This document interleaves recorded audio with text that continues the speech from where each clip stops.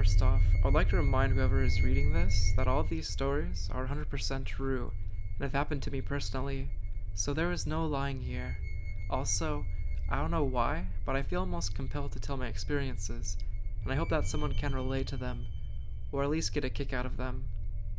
I've had run-ins with skinwalkers on 3 separate occasions. Let me tell you that they are not easy to talk about, let alone write about, because just thinking about them gets me scared again. So I will tell you about the first time I ever saw one, which happened to be the first time I have ever heard of one. First off, a little background about me. I live in Utah, and all the experiences happened while I was still living at home with my parents.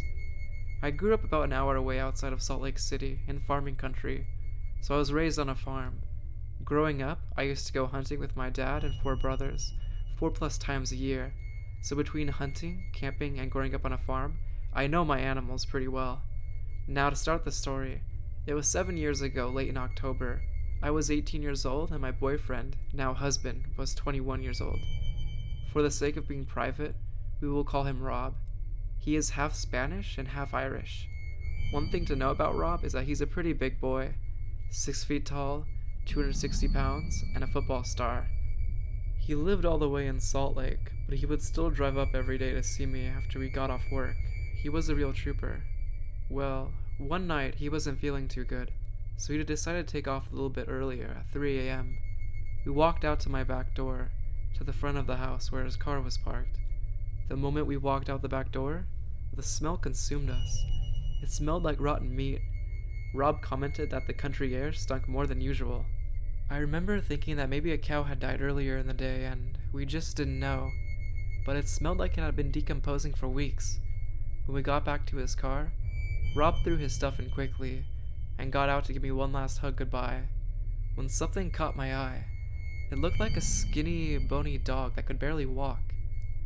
I remember thinking it was a stray and I was gonna shoo it away, but the way its body was shaped made me think it was some sort of coyote, so I kept quiet.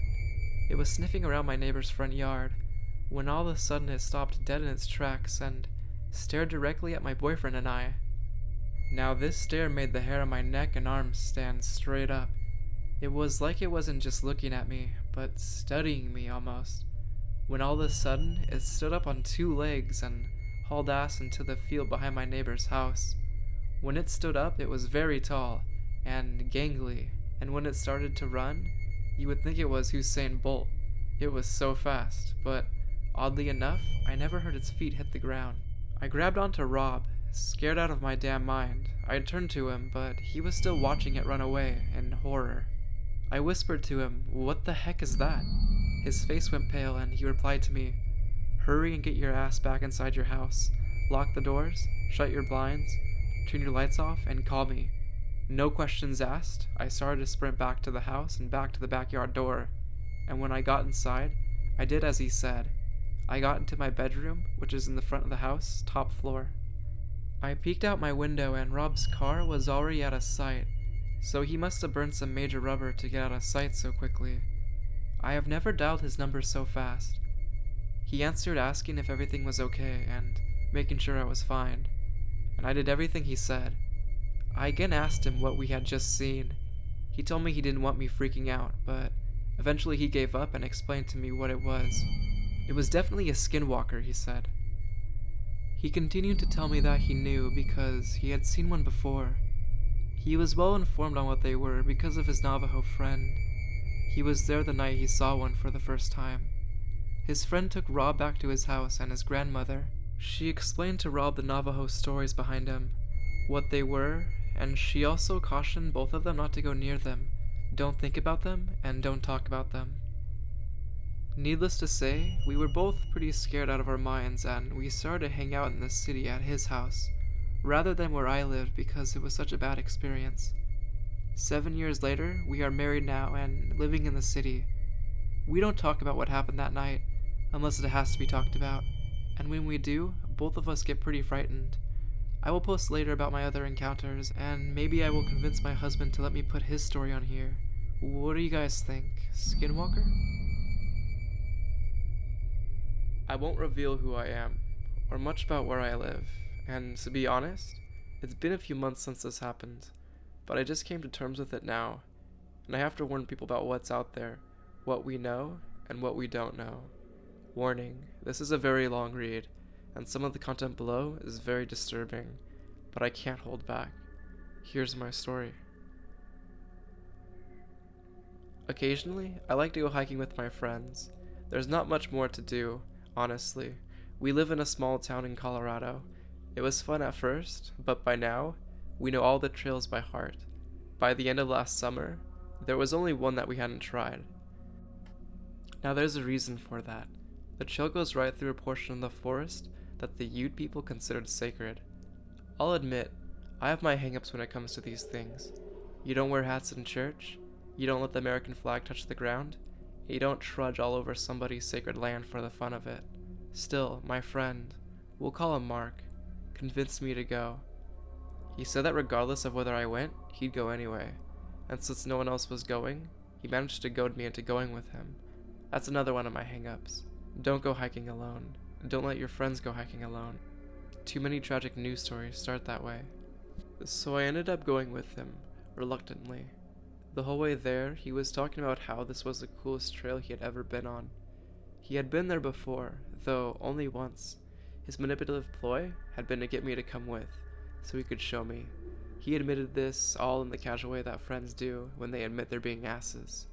Sometimes I didn't blame him. I had a tendency to have a stick up my butt, and what followed only reinforced it. We arrived at about 9, I remember, giving us plenty of time. It was further away from town than most trails, and it wasn't near a paved road, so there was a lot of walking just to get there. No tourists knew about it. A lot of locals and even some Ute didn't know about it, but if you followed a game trail through a bunch of trees, it would widen out and lead its way through some mountainous, densely forested terrain. What struck me was how quiet it was. This, apparently, was what Mark found so awesome. For some reason in this particular place, you couldn't hear any birds chirping or any wildlife whatsoever. It was complete and utter silence. Eventually, I had to urinate. I stepped off the road, just so Mark wouldn't see me. As I was going, I spotted something through the trees. It looked like some sort of clearing, just past a shallow creek, with a log going over it. My curiosity got the better of me as I looked at the log. It didn't seem to be an act of nature. It was a makeshift bridge, I was sure. True enough, when I tested it, it seemed to be stable. I put one foot in front of the other and crossed. When I reached the other end, I pulled my way through some trees. I saw the first image of the day that I will never forget. In front of me, there was vegetation, trees, ferns, and brush, but suddenly, it all stopped. Within a perfect circle, surrounded by small, perfectly arranged rocks, there was nothing but smooth dirt. It was strange, not in the least, because the shape of the rocks was absolutely perfect. They were partially submerged in the soil and fit together like bricks. Every single one of them had the same uniform white color. As I got closer, I saw things had been carved on them, symbols. They were old, very old. Even if I had understood them, their distinct shape had been lost over the years. That was strange, but what disturbed me was that the circle wasn't actually perfect. On one edge, just one, a group of rocks had been kicked in. They were scattered around, as if they had actually been part of a perfect brick wall, and something had shattered them. In this area, the otherwise perfectly smooth dirt had been kicked in too. There was something about it that just unsettled me. As quiet as the entire forest was, it felt quieter here. I quickly turned around and went back to Mark, who made some lame number 2 joke. I should have forced him to leave right there. Instead, though, we kept going. After all, the day was only halfway over. While the forest itself was cool, at least from Mark's perspective, I found the trail to be rather disappointing. It just went on and on. There were no alternate paths, and there was hardly any challenging terrain. For Colorado, this whole area was so flat. It was hardly a hike at all. The trail was just so long, very long. It took us until noon to reach the end, and there was no one else on it. I know that it was a hard trail to find, and many of the other locals share my sentiments, but we were there all day and we didn't run into anyone. Of course, it wasn't until we reached the end that things started to get really weird. The trail didn't loop at all. so I inwardly groaned knowing that we'd have to walk the 3 same boring hours back. We took our time eating. As we did, I could swear I heard noises for the first time. There were animals moving through the forest nearby. We could hear the rustling in the brush. I looked and saw through the foliage the vague outline of a single buck's head moving past us. It was odd, but I dismissed it. We packed up what was left of our lunches and started to trek back. Every once in a while, I would hear the rustling again. I'd look into the trees, and oftentimes I would see the buck's head.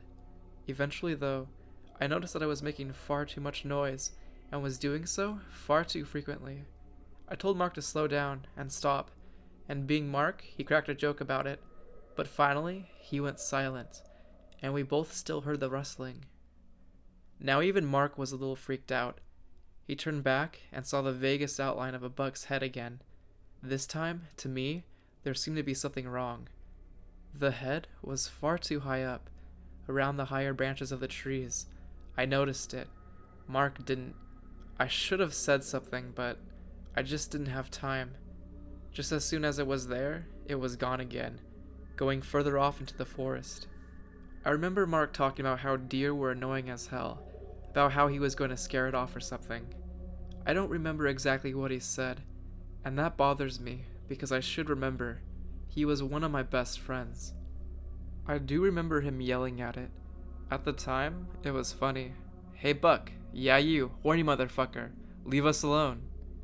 He walked off the road and disappeared down a ridge, behind a layer of trees, pursuing it. For a minute, there was silence. That minute became 2. "Mark," I called out, but no answer. 5 minutes passed, and I climbed down the ridge after him. "Mark!" I followed in the general direction he had gone in, keeping the way back to the road in mind. I wouldn't go far, I knew, because he was smart enough not to go far. He hadn't. After a short while, I found a place where there were signs of a struggle. In addition, there was blood. There was a lot of blood. It was all over the trees and the ground. I cursed to myself. There were other things too, in addition to the blood. Pieces of flesh that I didn't like to look at. There were marks showing that something had been dragged away from here. I called out Mark's name again, and I still didn't hear back. I ran forward along the drag marks. After running too far to be safe, I reached a small ravine, with the creek running through it. I narrowly stopped myself. It wasn't a long drop, but it hurt you, and a sprained ankle in the middle of the forest is bad news. The trail stopped here. "Mark," I murmured, then called out again. "Mark!" Something heard, but it wasn't Mark. Across the ravine from me, I heard rustling, and saw the trees stirring. Something stepped through the foliage and revealed itself. This was the second image burned into my mind. Please give me a second. I've spent every day for the past few months trying to tell myself that this wasn't real.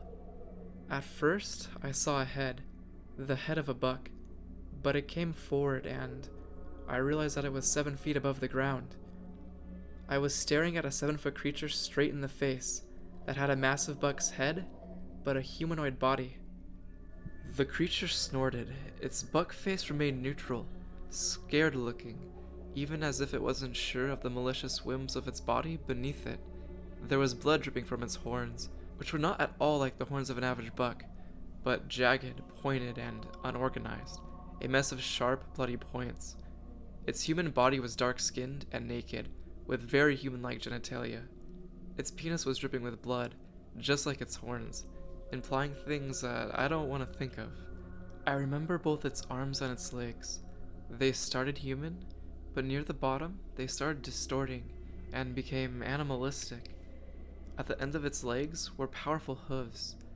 At the end of its arms were hands with long claws, every bit as jagged as the horns on its head. In one of those claws, Mark's body was being held by his shirt.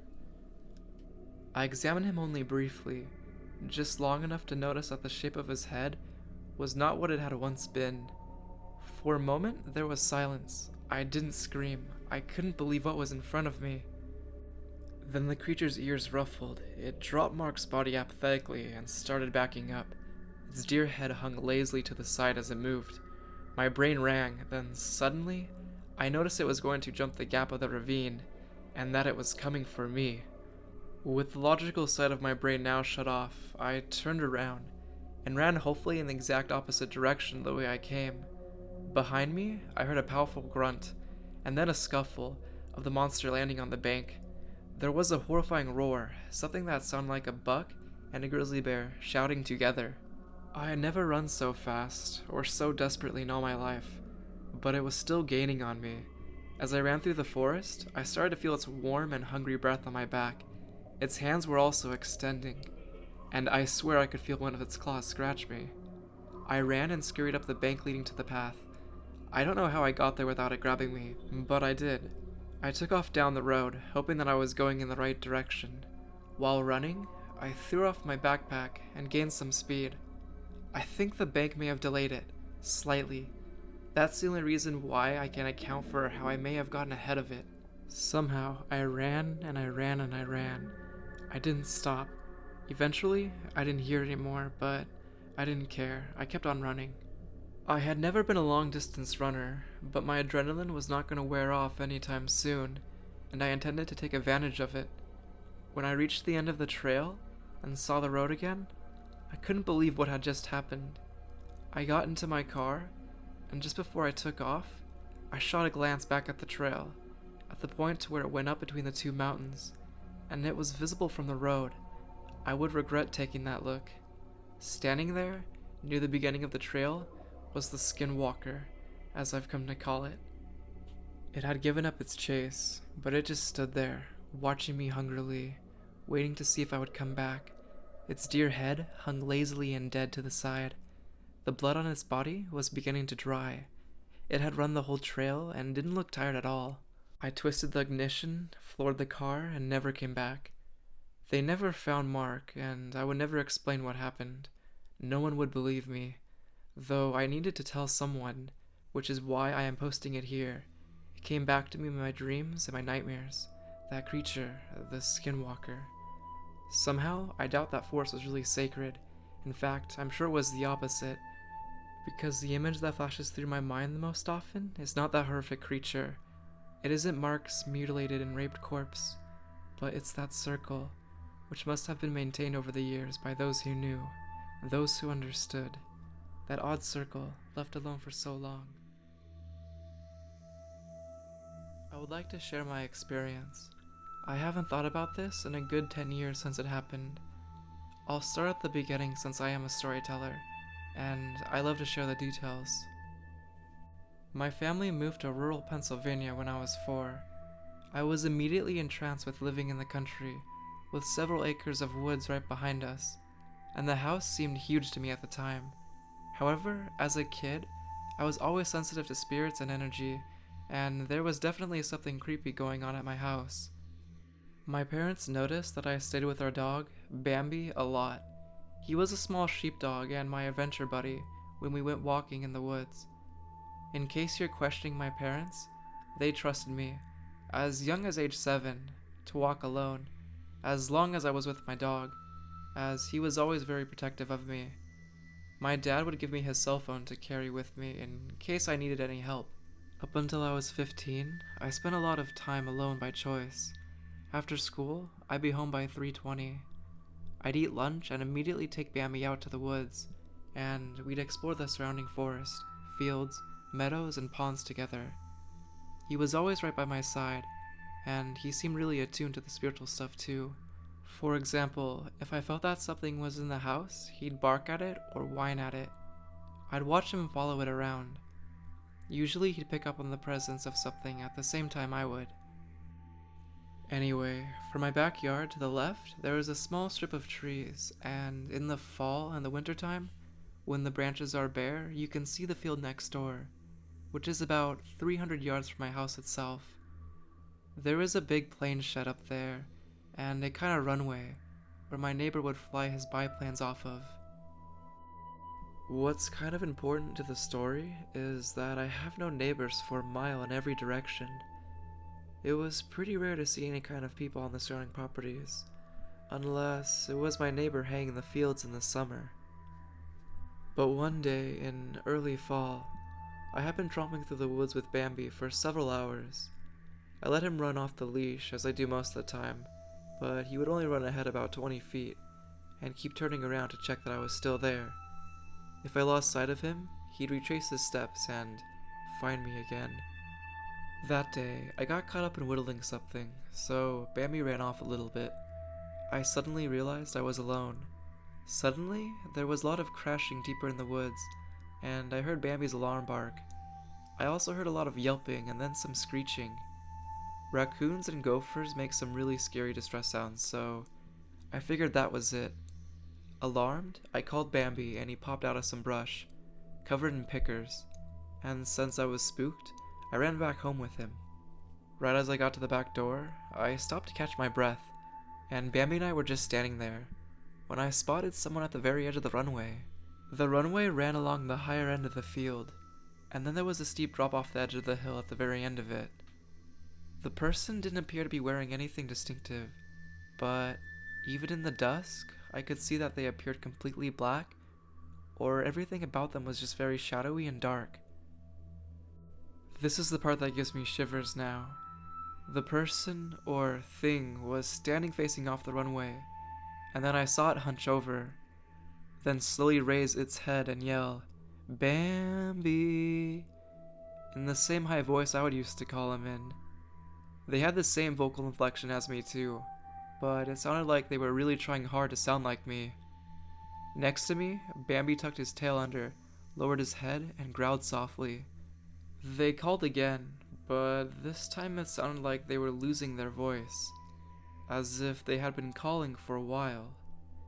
In my 8-year-old logic, I assumed that someone was trying to steal my dog, but why would they stand in the middle of a field and be obvious about it? When I told my parents about it that night, they just dismissed my story.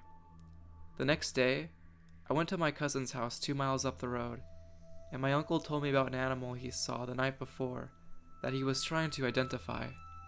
He said it looked like an emaciated cow sprinting across the bridge over the creek, which is about 300 yards from the runway. And also since then, anyone who's been at my house has always been uneasy around the creek, plane shed, and the runway. This is whether or not they're interested at all in the paranormal. I know that a lot of death happens in nature, but I've also found several goats ripped up in the field. I should mention that the nearest house with any amount of goats or farm animals is nearly 4 miles away. There are a lot of unexplained things that have happened over here.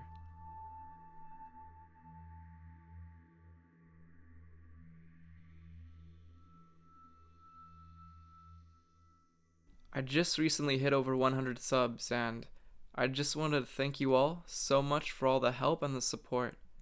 This has been a fun and a wonderful experience for me, and I am definitely going to continue to make content. You're all blessed. Thank you so much. And remember, the best things happen in the daylight, not the dark.